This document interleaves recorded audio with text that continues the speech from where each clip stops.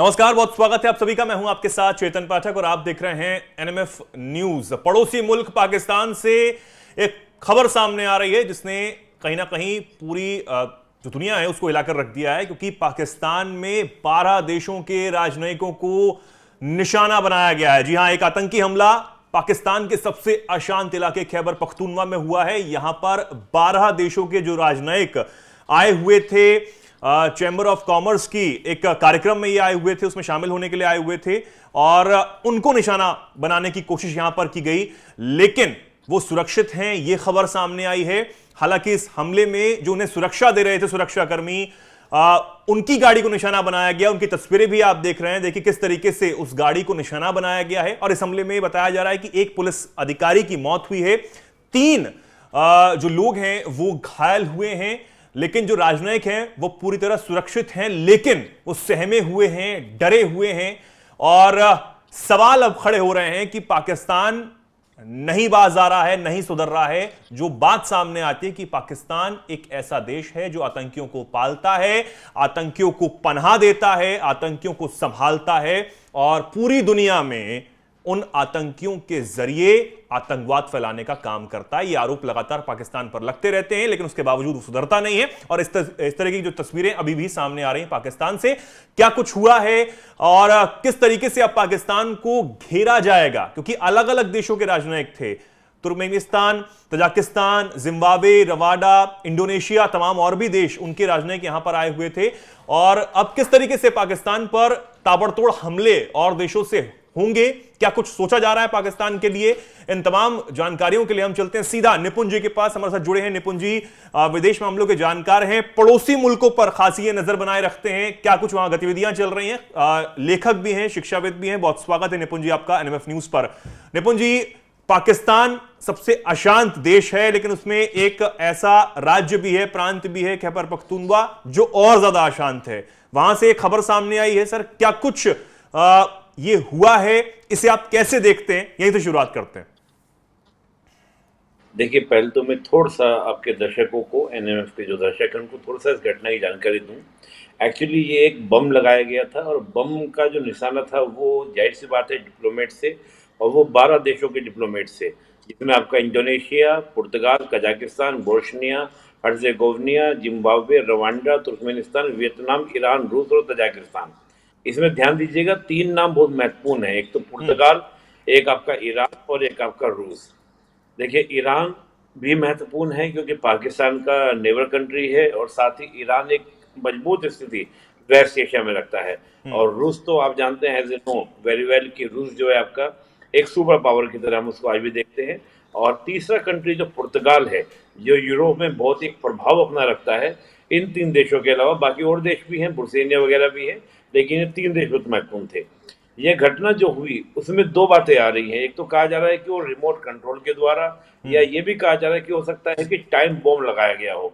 और हो क्या रहा था कि जो ये प्रोग्राम था, प्रोग्राम क्या था कि स्वात में, जो आप देखें जो खैबर पख्तूनख्वा में जो स्वात है, एक जगह का नाम है, वहां पर एक पर्यटन शिखर सम्मेलन हो रहा था। और ये शिखर सम्मेलन जो आयोजित किया गया था, ये Islamabad chamber of commerce and industry के द्वारा किया गया था। इस प्रोग्राम को अटेंड करने के बाद जब वो आ रहे थे और मालव जज्बा जा रहे थे, मालव जज्बा एक जगह है पाकिस्तान में, वहां जा रहे थे, लेकिन वही एक शेराबाद जगह है, वहां पर ये ब्लास्ट हुआ। इस ब्लास्ट में कांस्टेबल मारा गया और 5 अन्य पुलिसकर्मी जख्मी हुए। वो गाड़ी आपका क्या थी, डिप्लोमेट्स की सुरक्षा के लिए जा रही थी और माना जा रहा है कि डिप्लोमेट्स को टारगेट किया गया था। तो ये घटना आपकी हुई। अब इस घटना के आप मायने समझिए, घटना के मायने क्या हैं? घटना के मायने ये हैं कि पहले तो आप देखें, खैबर पख्तूनख्वा पहले से पुलिस को टारगेट करता आया है, वहाँ की आर्मी को टारगेट करता आया है, वहाँ के जो मिलिटेंट्स हैं, लड़ाके हैं, वो टारगेट करते आए हैं। लेकिन इस बार अगर वो इस प्रकार से डिप्लोमेट्स पर अटैक करते हैं तो इसका इम्पैक्ट क्या पड़ता है इंटरनेशनल पॉलिटिक्स पे? देखिए, कोई भी कंट्री है, उसका सबसे पहली ड्यूटी होती है कि सिक्योरिटी प्रोवाइड करना और सॉवरेनिटी को क्या करना, प्रिजर्व करना। पाकिस्तान इन दोनों ही चीजों में पहले से फेल होता आ रहा था, लेकिन आज आप डिप्लोमेट्स को सिक्योरिटी नहीं दे पा रहे हैं। तो पाकिस्तान का जो नेचर है, जिसको मैं इंटरनेशनल रिलेशन में हम लोग बोलते हैं, वो बोलते हैं फेल्ड स्टेट। फेल्ड स्टेट उसको कहा जाता है कि जो अपने नागरिक, विदेशी और खासतौर से डिप्लोमेट्स देखिए डिप्लोमेट बहुत ही संवेदनशील, बहुत सेंसिटिव विषय होता है डिप्लोमेट्स के ऊपर अटैक हो जाना। हम देखते हैं बलूचिस्तान में जैसे चीनियों के ऊपर अटैक होता था, चीनियों के डिप्लोमेट्स के ऊपर अटैक होता था, वैसे ही अटैक अगर ये और देशों पे हो रहा है, इसका मतलब क्या है कि खैबर पख्तूनख्वा के जो मिलिटेंट्स हैं या वहां के जो भी लड़ाके जो पाकिस्तान के खिलाफ लड़ रहे हैं, वो सीधा सीधा मैसेज दे रहे हैं कि यहाँ पर पाकिस्तान की सोवरेंटी नहीं चलती, यहाँ पर चलती है हमारी सोवरेंटी। और अगर आपको यहाँ पर विजिट करने आना है, यहाँ पर आपको किसी भी कार्य के लिए आना है, तो आपको हमसे परमिशन लेनी होगी, हमसे अनुमति लेनी होगी। तो ये सीधा सीधा पाकिस्तान की सोवरेंटी को चुनौती दी गई है इसके द्वारा। हालांकि बात सही है कि अभी तक ये नहीं बात आई है कि किसने अटैक किया है, किसके द्वारा किया गया है। लेकिन चेतन जी गौर करने वाली बात है कि जो ये बम लगा हुआ था, कहां पर लगा हुआ था? बम लगा हुआ था पुलिस की गाड़ी में। तो इससे एक बात और भी क्लियर होती है कि इनकी जो पुलिस फोर्सेस हैं या जितने फोर्सेस हैं, ये सोए हुए रहते हैं, इनकी गाड़ी में कोई बम लगा के चला जाता है, चाहे वो टाइम बम हो, चाहे रिमोट कंट्रोल चलाने वाला हो, इनको पता तक नहीं चलता। तो that is the failure also the security agencies. ये सिक्योरिटी एजेंसीज का एक अच्छा खासा फेलियर है। और इसका मैसेज क्या जाएगा? मुझे लगता है कि इसका मैसेज ये जाएगा कि जितने डिप्लोमेट्स वहां पर हैं, जो 12 देशों के हैं जिनकी मैंने आपको नाम बताए, ये तो मुझे लगता है कि अच्छी खासी एक्शन होगा। हो सकता है कि वापस भी बुला ले, और मुझे लगता है कि और भी देशों के ऊपर इम्पैक्ट होगा। और हो सकता है कि वो अपनी एम्बेसी का बंद ना करें, लेकिन एम्बेसी के नंबर कम कर दिए जाएंगे, वहां पर जो काम करने वाले लोग हैं और जो बड़े अधिकारी हैं उनको वहां से हटा लिया जाएगा। यानी कि कुछ फर्क तो पड़ेगा। निकलता है कि पाकिस्तान को एक तरीके से आइसोलेट कर दिया जाएगा, यानी कि दुनिया से एकदम अलग पड़ जाएगा। और देखिए पाकिस्तान की जो पॉलिसीज रही, इन पॉलिसीज का परिणाम ये है। देखिए एक बात कही जाती है चेतन जी, आपके यहाँ भी कही जाती है, मेरे यहाँ भी कहा जाता है कि जो दूसरों के लिए गड्ढा खोदता है ना, एक दिन वो खुद ही उस गड्ढे के अंदर गिर जाता है। ये बात आज पाकिस्तान के बारे में पूरी साबित होती है। ये कौन है जो करने वाले हैं? नहीं, सबसे बड़ा सवाल यही है, क्योंकि टीटीपी का भी नाम सामने आता है और कहा यह जाता है कि आखिर, हालांकि ये आप सही कह रहे हैं कि अभी तक किसी ने जिम्मेदारी नहीं ली है इस ब्लास्ट की, लेकिन कौन इसके पीछे हो सकता है? खैबर पख्तूनख्वा के उस इलाके में जहां पर वो पाकिस्तान को मानता ही नहीं है, पाकिस्तान पर ये कहता है कि पाकिस्तान में हमका कब्जा कर रखा है, हम पर, हम मानते ही नहीं पाकिस्तान क्या है। तो आखिर कौन इसके पीछे हो सकता है? देखिए एक बड़ा इंटरेस्टिंग हमने प्रश्न कहा। पहले तो मैं थोड़ा सा आपको खैबर पख्तूनख्वा का नाम ये बताऊं उसके बारे में क्या है। और केवल टीटीपी नहीं, वहां पे बहुत सारे ग्रुप्स एक्टिव हैं। देखिए खैबर पख्तूनख्वा जैसे नाम से पता चल रहा है, पख्तूनख्वा, पख्तूनख्वा क्या है? एक कम्युनिटी है जो पूरी पख्तून को हम पठान भी बोल सकते हैं, पश्तून भी बोल सकते हैं और अफगान भी, चारों इन्हीं को कहा जाता है। और पख्तून की सबसे बड़ी आबादी जो है अफगानिस्तान में, और पख्तून हमेशा अपनी ही पूरा कंट्रोल रखना पसंद करते हैं। और आप देखिए अफगानिस्तान के अंदर हमेशा एक बात आती रही है, वो आती रही है पख्तूनिस्तान की, कि अफगानिस्तान पूरा का पूरा और खैबर खां, इन दोनों को मिलाकर बनाया जाएगा पख्तूनिस्तान, जिसमें बलूचिस्तान का भी बहुत बड़े एरिया शामिल होता है। तो ये पश्तून कम्युनिटी है। ये मतलब एक तरह से मान लीजिए एक आपका एथनिक ग्रुप है। जो एथनिक ग्रुप क्या करता है कि हम तो पाकिस्तान का हिस्सा है ही नहीं। एक डूरन लाइन खींची गई थी ब्रिटिश टाइम में भारत और अफगानिस्तान के बीच में। उस डूरन लाइन को अफगानिस्तान आज भी नहीं मानता, और अफगानिस्तान में खासतौर से पख्तून, पख्तून यानी कि पश्तून एक ही बात है, पख्तून पश्तून दोनों इन्हीं को कहा जाता है। तो ये दोनों ही मानने को तैयार नहीं होते हैं, पख्तून मानने को तैयार नहीं होते हैं कि हम इस डूरन लाइन को मानेंगे। वो ये कहते हैं कि ब्रिटिश ने बड़ी चालाकी से हमारी पख्तून कम्युनिटी को 2 भागों में बांट दिया, हम इसको वापस मिलाएंगे। आज तक भी डूरन लाइन को अफगानिस्तान ने, चाहे वहां पे तालिबान गवर्नमेंट रही हो, या वहां पे डेमोक्रेटिक गवर्नमेंट रही हो, या वहां पे मोनार्की रही हो, या फिर आपका कम्युनिस्ट गवर्नमेंट रही हो दाऊद खान के समय, किसी ने भी इसको डूरन लाइन को मान्यता नहीं दी। और अब हम पाकिस्तान की बात करते हैं तो डूरन लाइन की बात हुई, जिसको आज खैबर पख्तूनख्वा कहा जा रहा है। 2010 से पहले इसको खैबर पख्तूनख्वा नहीं कहा जाता था, इसको कहा जाता था नॉर्थ वेस्ट प्रोविंशियल प्रोविंस। लेकिन पख्तूनों के दबाव में इसका नाम रखा गया खैबर पख्तूनख्वा। तो इसका मतलब पख्तूनों का दबाव तो यहाँ पर है। और दूसरा, ये मिलिटेंसी, हालांकि स्टार्टिंग से विरोध करते आए हैं पख्तून कि हम पाकिस्तान को नहीं मानेंगे, लेकिन ये मिलिटेंसी जो वहां पे शुरुआत हुई है वो 90s के दशक के बाद शुरुआत हुई है। और हाल के दिनों में हम 2010 के आसपास देखें, जब से आपका क्या अमेरिका ने अफगानिस्तान के अंदर एंटर किया था, और जब हम देखेंगे कि अमेरिका ने तालिबान को बिल्कुल नेस्तनाबूद नाबूद कर दिया था 2001 में, और 2003 से दोबारा से वहां पर क्या था आपका, तालिबान दोबारा से एक्टिव हुआ था, तब से ही टीटीपी भी 2003 के बाद से एक्टिव हुआ है। अब देखिए ये बने कहां से टीटीपी, ये थे मुजाहिदीन। मुजाहिदीन कब तैयार किए गए थे, ये मुजाहिदीन का मतलब होता है धार्मिक योद्धा, धर्म के लिए लड़ने वाला योद्धा। और इन मुजाहिदीनों को ट्रेन किया गया था 1979 के बाद में सीआईए अमेरिका का और पाकिस्तान का आईएसआई, किसके अगेंस्ट, रशिया के अगेंस्ट, यूएसआर के अगेंस्ट लड़ने के अगेंस्ट। और जब इन मुजाहिदीनों ने 1989 में यहाँ से यूएसआर को भगा दिया, तो इन मुजाहिदीनों ने बहुत सारे ग्रुप बनाए, जिसमें एक ग्रुप बना आपका बाद में तालिबान जो अफगानिस्तान वाला है, इसमें एक ग्रुप बना आपका टीटीपी। ऐसे ही वहां बहुत सारे और भी ग्रुप बने हुए हैं जो छोटे छोटे ग्रुप हैं, और उनका आपस में भी स्ट्रगल है कि कौन खैबर पख्तूनख्वा उत्तराधिकारी होगा, किसका नियंत्रण होगा। इसमें जो ज्यादा चर्चा आती है वो टीटीपी की आती है। टीटीपी इसलिए आती है क्योंकि तालिबान दो भागों में बढ़ जाता है। तालिबान का एक तो अफगानिस्तान तालिबान और एक पाकिस्तान तालिबान। पाकिस्तान तालिबान को हम टीटीपी के नाम से जानते हैं। इनके आपस में लिंक होने के कारण तो वो थोड़ा सा टीटीपी ज्यादा मजबूत है। और मुझे लगता है कि अगर टीटीपी ने ये हमला किया होता तो अब तक टीटीपी इस हमले की जिम्मेदारी ले लिया होता, क्योंकि बहुत ही स्ट्रॉन्ग संगठन है। तो हो सकता है किसी छोटे मोटे ऑर्गेनाइजेशन ने हमला किया हो, लेकिन ये हमला मायने इतना करता है कि अगर पाकिस्तान डिप्लोमेट्स को सुरक्षा दे सकता तो नागरिकों की सुरक्षा की तो बात तो भूल जाइए, अपने सैनिकों की सुरक्षा की बात भूल जाइए, अपनी पुलिस फोर्स की सुरक्षा की बात कर लीजिए, छोड़ दीजिए।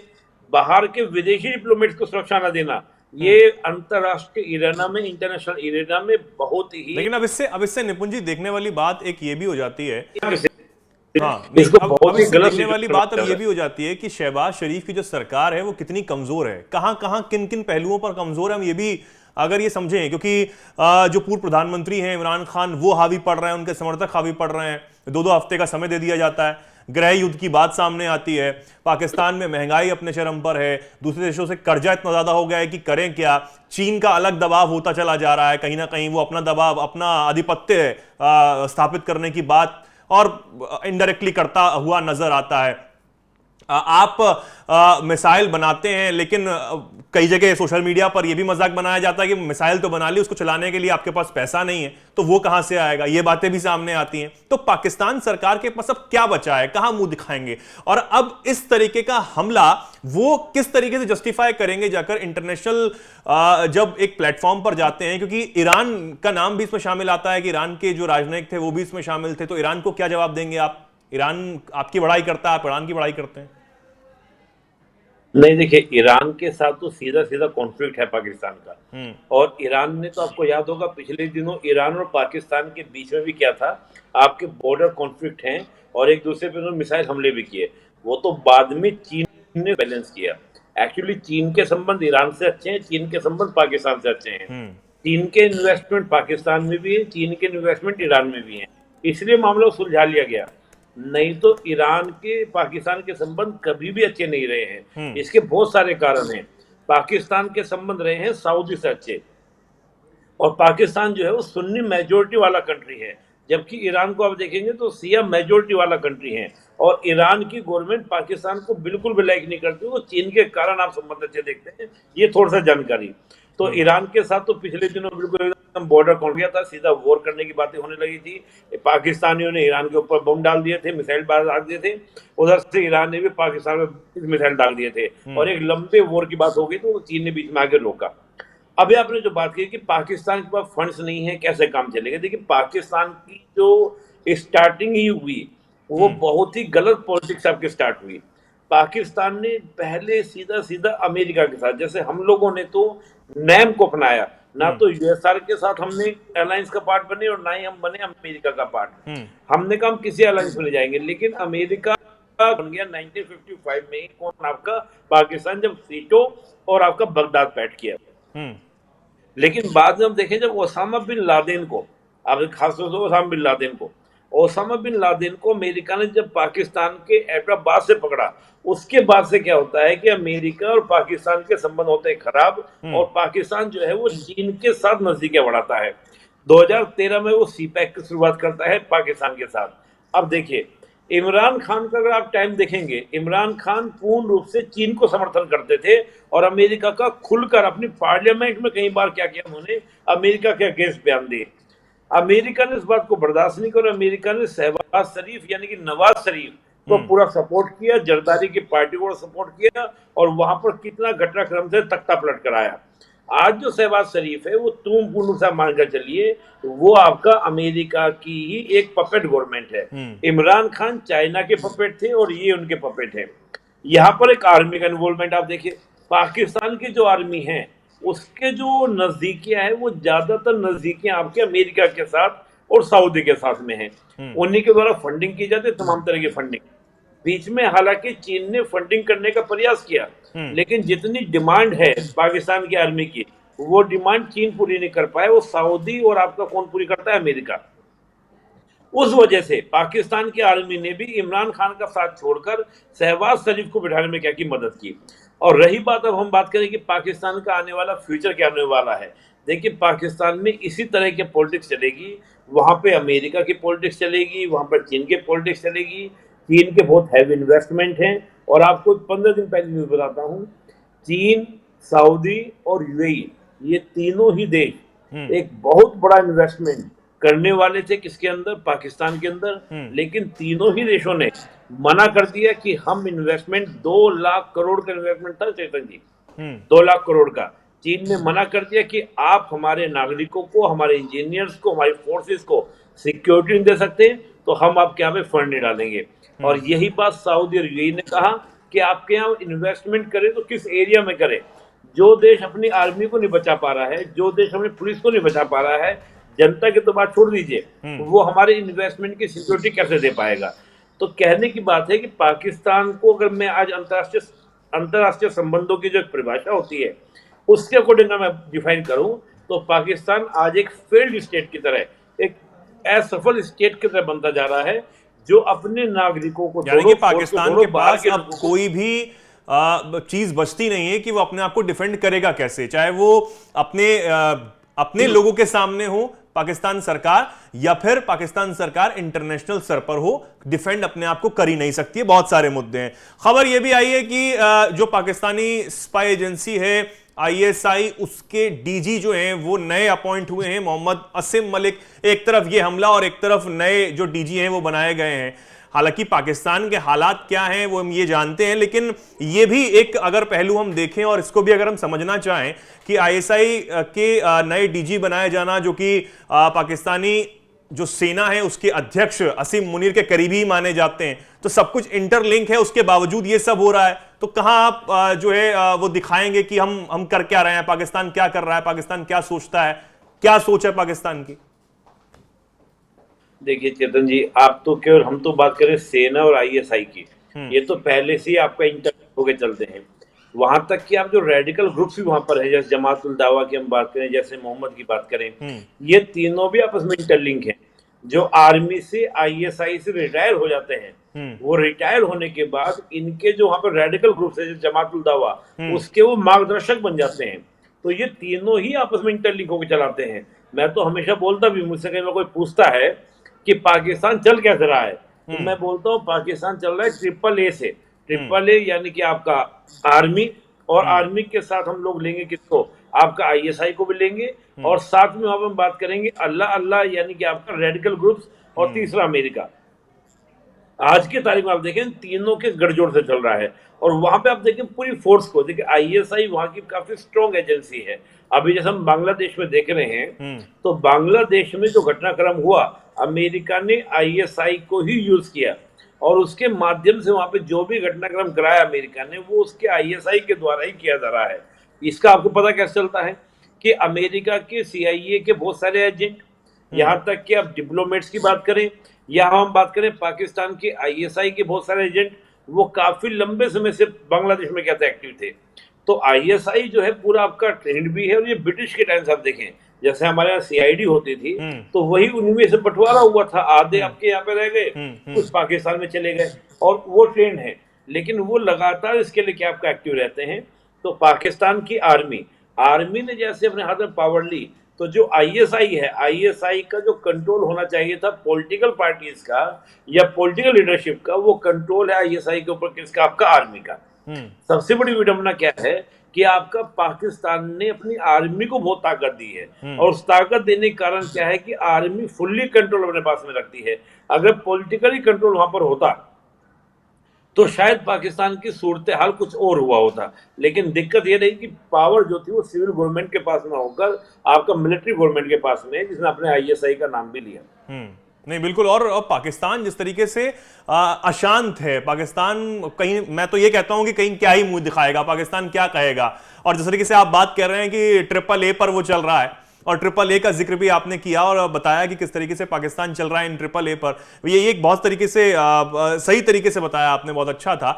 और उम्मीद है हमारे दर्शकों को समझ भी आया होगा कि आखिर पाकिस्तान में अब क्या हुआ है, पाकिस्तान में क्या हालात इस वक्त बने हुए हैं, और पाकिस्तान का फ्यूचर क्या ही रह जाता है। ये भी कहीं ना कहीं जो अंदेशा है वो लगाया जा सकता है। हालांकि ये हम समझते हैं कि पाकिस्तान, अब जो पाकिस्तान के लोग हैं वो किस मुसीबत से जूझ रहे हैं। हम कई तस्वीरें देखते हैं कि पाकिस्तान में महंगाई अपने चरम पर है, गैस हो, आटा हो, बिजली हो, पानी हो, तमाम जो चीजें, बुनियादी जो चीजें हैं वो लोगों को आसानी से मिल नहीं पा रही हैं, जूझना पड़ रहा है उनको। मैंने तो कई तस्वीरें ये भी देखी निपुण जी कि आटे को जो है वो AK-47 के पहरे में रखा जाता है कि आप कहीं लूट ना हो जाए, कहीं तमाम चीजें ना हो जाए। अगर इस देश किसी देश से इस तरह की तस्वीरें अगर सामने आती है तो बेहद चिंताजनक है। लेकिन देखने वाली बात होगी कि इसके बावजूद भी आप आतंक को खत्म करने के लिए बात नहीं करते हैं, आप तमाम चीजों को लेकर बात करते हैं। भारत के साथ आप ये कहते हैं कि हम जम्मू कश्मीर पर बात नहीं करेंगे, और उसके बाद हम, ठीक है आप जम्मू कश्मीर पर आपसे बात की क्या जाएगी, हम तो अब बात कर रहे हैं POK को लेकर, कि POK को लेकर भी जो आपने अवैध कब्जा उस पर कर रखा उसको भी जल्दी खाली करवाना है। सरकार इस बात को कह चुकी है। ठीक है, पाकिस्तान के जो हालात होंगे वो देखने वाली बात होगी, लेकिन चिंता यही है कि बांग्लादेश जैसे हालात जल्दी पाकिस्तान के अंदर ना हो जाएं। बहुत बहुत धन्यवाद निपुण जी, आप सबने समझा कि आखिर पाकिस्तान की राजनीति अब क्या हो रही है, और आने वाले समय में पाकिस्तान अब कहां तक पहुंच पाएगा, क्या पाकिस्तान के हालात इस वक्त हैं। इस पर जानकारी देने के लिए बहुत बहुत धन्यवाद निपुण जी। और आप सभी से भी मैं ये कहना चाहूंगा कि तमाम ऐसी जानकारियों के लिए आप NMF न्यूज के साथ जुड़े रहें, ताकि देश की जो गतिविधियां हैं, देश में क्या कुछ चल रहा है, और इसके बाद दुनिया में क्या कुछ चल रहा है, अलग अलग कोने में क्या कुछ चल रहा है, तो तमाम जानकारियां आप तक पहुंचती रहें। इसलिए NMF न्यूज को आप सब्सक्राइब कर लें और इस वीडियो को ज्यादा से ज्यादा शेयर करें। धन्यवाद।